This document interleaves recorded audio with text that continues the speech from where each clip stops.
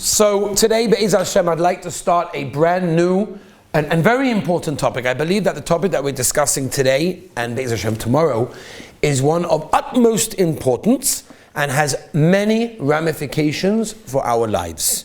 Okay?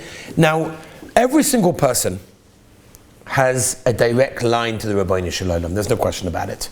We have a direct line to Hashem. You want to talk to Hashem, you want to daven to Hashem, you want to ask something, you want to praise, you have a direct line to Rabbeinu Shalom. There's no question whatsoever. And not only that, we're not even allowed to daven to an intermediary. We're not allowed to daven to someone in between. That was the problem, if you remember, of the Egel Azov. The Egel Azov is that maybe Hashem, but we need an in between. Moshe's not here, who's going to be between us? So we're not allowed to do that. But yet, we have a concept of Das Torah. We have a concept of believing in Gedolim, in Tzaddikim, in Manhigim, and I actually want to say that this is probably what I guess makes the difference between someone that's going to be successful in Yiddishkeit and someone that's not going to be successful in Yiddishkeit. And I'll tell you what I mean. I heard this about a year ago from a very chashuv Rav in America who's been a Rav for over 40 years, and he said that the point that we're going to discuss is something that he has seen in his 40 years of experience of being a Rav, that the people that had a Rav, that had Das Torah, that had someone guiding them, were successful, and the people that didn't were hefka, and they weren't successful. Now, I want to explain this to you from a very practical and very, I want to go through some of the sources and see where this comes from, but I really believe that the topic we're discussing is something that every single one of us have to implement in our lives, because this is what separates the men from the boys. Okay? First of all, one of the very first times that we actually find this is in Parashas Devarim, Perek Yudaled, Pasuk Lamed Aleph, where we actually say this every day, Ve'aminu b'Hashem u'b'Moshe avdoi. We say this in Oz Yoshi, that they had faith in the Rabbeinu Shalom and Moshe Rabbeinu, his servant. And Chazal, in the Mechilta, actually learns from this pasuk that the belief in one of the leaders of Klal Yisrael is actually equal to the belief in Hashem. Now, I actually want to discuss this. I'll tell you why I want to discuss this. There's a few reasons why I want to discuss it.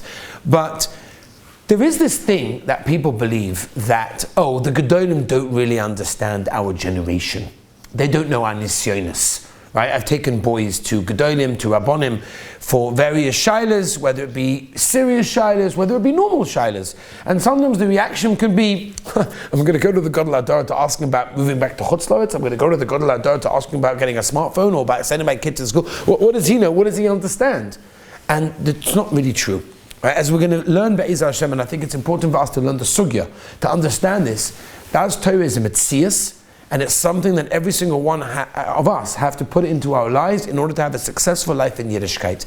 If there's no leader, if there's no one that you're following, then you're leading on to yourself. And that's problematic because most of us are not holding on that madrega. Let me give you an example. I don't know if you've ever seen when someone does Hagbah.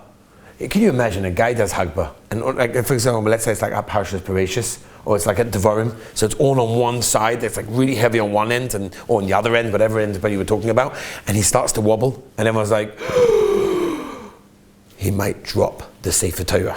Now, it's true, most people are more worried about their lunch that day than they are about that Chas v'Shalom. People are worried about the Sefer Torah. Sefer Torah is going to fall. What a disgrace! What a terrible thing! That's an incredible thing, right? That's an unbelievable thing.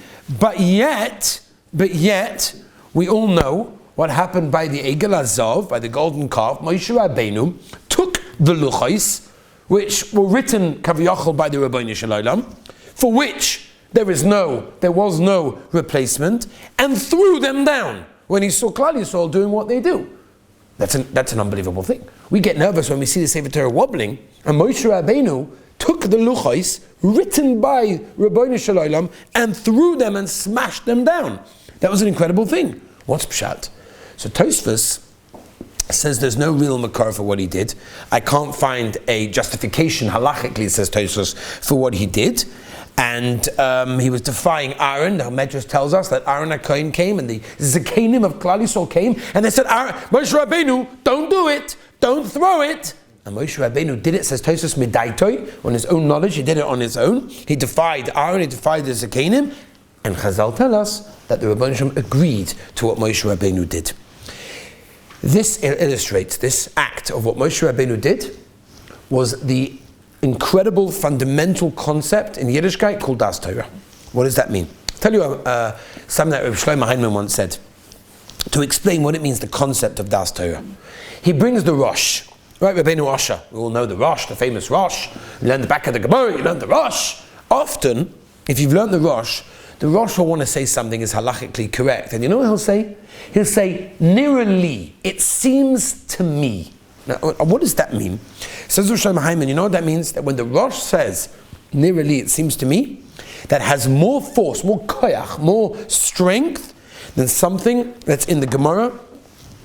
Why? And he explains, because something in the Gemara, I can bring another makar. Oh, you bring me that raya, I can bring you another raya. But if a godel says something, it appears to me, that means he's saying it based on the entire Torah. Knowing the entire Torah, he's mastered kol Torah kulai. He's got everything in front of him. Torah Shabbat Peh, Torah Shabbat Ksav, everything is in front of him. With that knowledge in mind, he says nirali. That carries more weight than anything else. This is what Das Torah is. You know, there's a famous story which I don't want to go into, and many people have problems with this story, but I'm going to mention it anyway, and that is with the Chazon Ish. Somebody once came to the Chazon Ish. It was a time in Eretz Yisrael where they were drafting all the boys and girls into the army. Right? It's not the same situation nowadays, even though they're trying to do the same thing. It's not the same situation, so it's not Nageya to now what's going on right now. But it was Nageya in the Chazon Ish's times. Now, in those times of going to the army, it was detrimental. It was lethal. It was terrible. To go and join the Israeli army was a very, very bad thing for one's Yiddishkeit. Again, this is not to be taken practically what's going on now. This was in the times of the Chazon Ish. They came to the Chazon Ish, and the Chazon Ish was the Gadol Hador, and they said the girls, the boys, they're being drafted into the army. What do we do? So the Chazon Ish answered, Yehorig va'al yavo. You know what that means? That means they should shoot themselves and they should kill themselves before going to the army. Now that was a psak. It wasn't a musashe, it wasn't a shkafa, it was a psak lemaisa. He said to the girls the same thing. They came to the Briskerov, right? And the Gedolim. What do we do? What do we do? They're being drafted. Yahareg va'al yava. They asked the Chazon Ish the question, Wie steht? Where does it say that? Where do you get this from? You're paskening such a shayla that Jewish kinder are going to kill themselves not to go to the army? Where does it say? Where's the source, Rabbi? I hear this all the time from people, But where does it say that? I think it's a little bit of a chutzpah. If you call a rabbi, by the way, because you hold that he's enough of a rabbi to answer a shayla, you don't have to ask him for his source, right? It's ridiculous. But anyway, people do that because they think, where does it say it? So they came to Chazon Ish and said, Rabbi, where does it say it? You know what he did? He opened up his jacket, he said, here. It says it right here. That means the Chazon Ish is saying, I know kol ha-Torah kula, I know everything. And with everything I know, this is what I'm saying. This, Rabbi say, is Das Torah. When a Yid sits and learns Torah, and he immerses himself in Torah Yomim V'Loila, which is what Das Torah, which is what the Rabbanim, the Gedolim, the Manhigei Hador, that's what they're doing. So their whole life is basically given up for the Rabbanim from there in Eved Hashem. Everything they say is basically pure holiness, pure Kedusha, pure Ratzon Hashem. Everything is based on Torah in this world. We know Chazal tell us that the Rabbanim Shalom created the world, how? Based on the Torah. In other words, Chazal tell us the Rabbanim Shalom looked at the Torah, said, okay, now I have the blueprint, now I'm going to fix the world. I'm going to make the world. That means when the Gedolim, they don't need to know psychology. They don't need to know, psychiatry. They don't need to know physics and chemistry and doctor. They don't need to know that because they know the Torah. And the world was created for the Torah. Now, we're going to discuss this a little bit more. I want to give you a couple of examples. Listen to the story. It's an incredible Maisa. Moshe Shera. Moshe Shera, as we know, was mamish, one of the biggest askonim in America in his time. Busy very much with Agudas Yisrael, and he said over a story as follows. Listen to this story, it's absolutely unbelievable. It demonstrates what I'm saying in a very practical way. The year was 1962. Now at the time, United States voted in the UN against Israel on certain issues. Shortly after that, Rabbi Shera received an invitation to the White House to meet then President Kennedy. So the president wanted to explain to him, plus many other Jewish leaders that he invited, why he had taken such a tough position against Israel. So Rabbi Shera was obviously very interested in this meeting. This was a very important meeting for him. The problem was The meeting was scheduled 10 o'clock in the morning on Tisha B'Av morning. Now, you can't change a scheduled meeting with the President of the United States in the White House. It doesn't work that way, right? Especially when all the other leaders are probably going to go. So he didn't know what to do. How can you go to the White House on Tisha B'Av? What about, they ask you to sit on a chair? You're allowed to sit on a regular chair. It was before Chatzos. What about shaving, right? It's after the 3 weeks, during the 9 days. What? These days, whatever. Was he allowed to shave? What about wearing shoes? Is he allowed to wear normal shoes, leather shoes? Does he have to wear sneakers? These are major shyness. So he did what everyone normal would do, and he called his Rav. He called Reb Aaron Cutler. Right? Reb Aaron Cutler was one of the Rosh of the Agudas Yisrael. He said, Rebbe, what do I do? I'm invited to the White House, 10 o'clock in the morning on Tisha B'Av morning. What do I do? Listen to this. Reb Aaron told him that halacha shaylas, you have to go to Reb Moshe. Reb Moshe is the Gadol Adar. He was the Posek Adar. You have to go to Reb Moshe. That's what Reb Aaron said to him. But then he told Rabbi Sher as follows. He stayed on the phone for over an hour telling me what to say to the president with the clarity and his perception of human knowledge and human people. He said like this. He said, okay, the president is going to say this. You should say that. The president's going to ask this. You should respond that way. Rabbi Moshe said, I was shocked. Rabbi Aaron was an Ish Kodesh. He was Kol HaTorah Kulai. He never looked at a New York Times, never listened to the radio. Where did he get all this information from? Where would he know what the president is going to say, how he's going to say it, what to respond, what's the political situation? Rabbi Shera said he was even more amazed during the actual meeting when he saw how accurate, on target Rabbi Aaron was. What's that? Why did Rabbi Moshe tell him? Oh, about the halakha? No, it doesn't say that. But his point was and how Rabbi Aaron took the shaila, and how Rabbi Aaron, his guidance was so precise. The directions and everything he had prepared for Rabbi Shera was exactly there. It was unbelievable. And Rabbi Shera used to say, how is it that someone that's Kol HaTorah Kula, all he does is say no. He gives share, he's busy with his Talmidim, doesn't know the news, doesn't know the politics, doesn't know what's going on. How was he able to advise me about politics, which has no connection to him? And the answer, he says, obviously rhetorical because it's no shaykhs whatsoever, because he says that he was able to advise me not despite his status as an Id Koshesh, but because of it.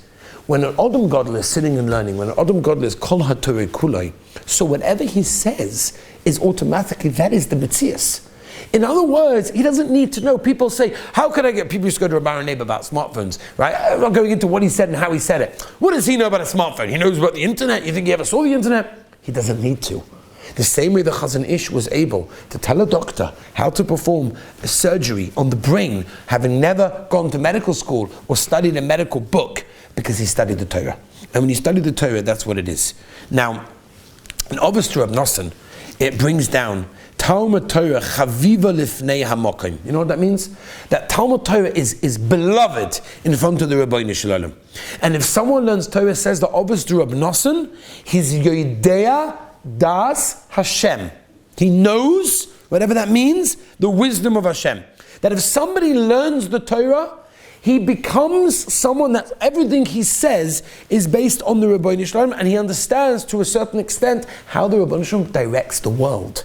So that means even if there are things that we would say, he doesn't understand those things, he doesn't need to, because the Rebbeinu Shalom gives him that direction. You can call it Siyata Deshmaya, you can call it a Moifus, you can call it whatever you want, but a Talmud Chacham that sits and learns Torah is someone that, so to speak, if you can say it that way, with the Rebbeinu Shalom in that way. And that is an incredible thing. I'll give you an example of Chatzka Levenstein.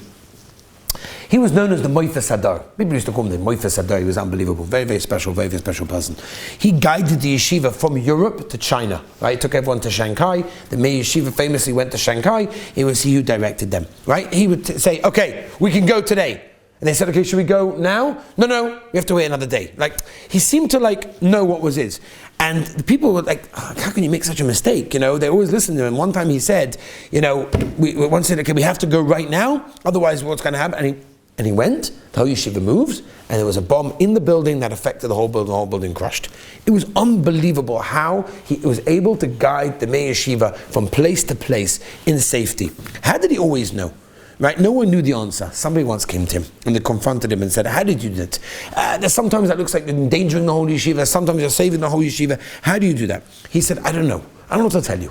But every single time I have to make a decision, one of my rebbeim whoever they were, revealed himself to a dream. It makes no sense, but I just know what to do because of that. The Chazon Ish, I'll give you an example. The Chazon Ish was the Tzaddik Hador, right? Masman Hador, the Pesach Hador, every title you want to give the Chazon Ish, he was. But yet, in the secular world, the Chazon Ish was referred to as the Chida Hador. You know what Chida Hador means? Mystery of the generation, right? It was the most incredible thing how doctors used to say about the Chazon Ish, that the Chazon Ish knows more medical information than me in my 31 years of studying and experience in the medical field. Doctors used to say this, secular doctors, the Chida Hador they called him, because he knew more. The Chazon Ish Rebbetzin used to say in a joke, she said, when I married him, I thought I was marrying a Rov, and then he became a doctor. I have no idea where he got his information from. And again, the answer is not from medical books, not from listening to podcasts, not from looking things up online. It was only because he knew the Torah. And that's what it is. That, in other words, what a person has to realize is that Gedolim understand things because of what they learn. And that's the yesod that I want to give over. And Mitzvah Shem will work on this again a little bit more tomorrow. We'll see some more Marmakomis, some more ideas. But I just want to give over that idea that we should realize that when a person has a rov, when a person has someone that he follows, it's an incredible thing. I'll just leave with one last Kavaldig Amaisa. My Rosh Yeshiva of Shaimek Zatzel always used to say this over. He said it as a complaint, but obviously he wasn't complaining. He was saying, people sometimes come to him with a shaila over a spoon. The shaila of the spoon, I don't know, was it used in the last 24 hours? Is it a ben yomi? Is it not a ben yomi? It was dipped into the chicken soup. I don't know if the last time I used it was a 60. They're busy for 20 minutes with the spoon. It's like, how much does the spoon cost you? 20 agorot? Okay, I'll buy you a new spoon. I'll buy you a new spoon. But when was the last time you came to ask me? That's what he said. You came to ask me a shaila in Chinuch. Where to send your kids, which school to? Should you move back to Chutz La'aretz? Which yeshiva to send your son to? What about taking a certain parnasa? No, that you decide on your own. No, the big shilas, no one understands. I decide on my own. I can't go to a rabbi for that. What does he understand? What does he know? No. So Rav Shama, I'll buy you a new spoon. Forget the spoon. You need to learn how to go to shilas, to be money, to be guided. Because Gedolim, Tzadikim, Rabbanim are people that are immersed in Torah, they're immersed in experience in life. These are people that can help you. As I told you, and as I started today, this Rav of over 40 years of experience said he has seen Balabatim that were successful in their lives in Yiddishkeit. They're not learning people, regular, normal people, because they had a Rav and they followed someone. Whereas the ones that didn't, were hefka. So Be'ez Hashem, tomorrow we're going to try to go more into the Inyan to understand it more. But the basic idea, Rabbi Yisrael, is to understand that Gedolim Tzadikim understand. Even if we don't understand where they're coming from, even if it makes no sense to us. How many times have we heard people go to Rabbi Chaim Kanievsky, for example, and said, I'll give you an example, it's in the beginning of the Cholamoid book, right? They went to Rabbi Chaim Kanievsky and they said, Rebbe, I have a major, not me, somebody had a very bad disease in their leg. They went to Rabbi Chaim. So what did Rabbi Chaim say? Learn Hilchos Cholamoid. Now, anyone leaving there will be like, okay, he didn't understand the Shaila. Or maybe he was tired. Like, come on, it makes no sense. It makes no sense. It doesn't make any sense. L'maisa, they did it, and they got a refuah shlema. So it doesn't make a difference how they do it and where it comes from. But at the end of the day, if there's a Moedik Amaisa of Chaim, about Tshuva, once went to, he was just becoming religious. He went to Reb Chaim for a bracha. So he goes to Reb Chaim, and Reb Chaim said, I'm going back 30 years. He went to Reb Chaim for a bracha, and Reb Chaim said to him, Lo yisabashal gedi b'chalevi moi. Okay, next. Like, huh? I went for a bracha. Can I have a bracha? Don't cook a kid in its mother's milk. It's the makar for basa v'chalav. It's the makar for basa v'chalav. You can't have basa v'chalav. So that's what Reb Chaim said to him. So he said to his Rebbe, was there, like, I think he made a mistake or something because I didn't ask him for, like, I just went for a bracha. So the Rebbe said it can't be that he made a mistake. They sat down with him and they started to ask him, like, his son Hoggers, what does he do? How does he eat? What does he eat when? And he found out that this guy wasn't makbid in waiting amount of time between meat and milk. He didn't care, he had chocolate after meat, it didn't bother him too much. So he realized that's Pshat and Reb Chaim. So they came back to Reb Chaim and they said, Rebbe, how did you know? He said, what do you mean? The Zohar says that if a person is not makbid on basa v'chalav, he has a gedi like on him. You can see the gedi. So I saw it on him. So therefore I could see it. When it comes to Gedolim, they don't have to know in a physical level, smartphones, internet, all of these things. They know. tomorrow we'll tell you a very scary story, don't worry. Be'ez Hashem. But Akoponim, I just want to start today with the understanding of where Das Torah comes from, what we see from Das Torah, and Be'ez Hashem, we should all in our lives be makabel on ourselves to follow Das Torah, to have a Rav, to have someone that treats you, and not to run around, which we'll discuss maybe a bit more tomorrow, people running around for this one, for that one, for the other one. To have someone, because if you have someone, your life is set, because you have an address. I tell always, chasanim and girls, when you get married, make sure you have a Rav that both of you agree to. I don't care if it's her Rav or if it's his Rav, it doesn't make a difference.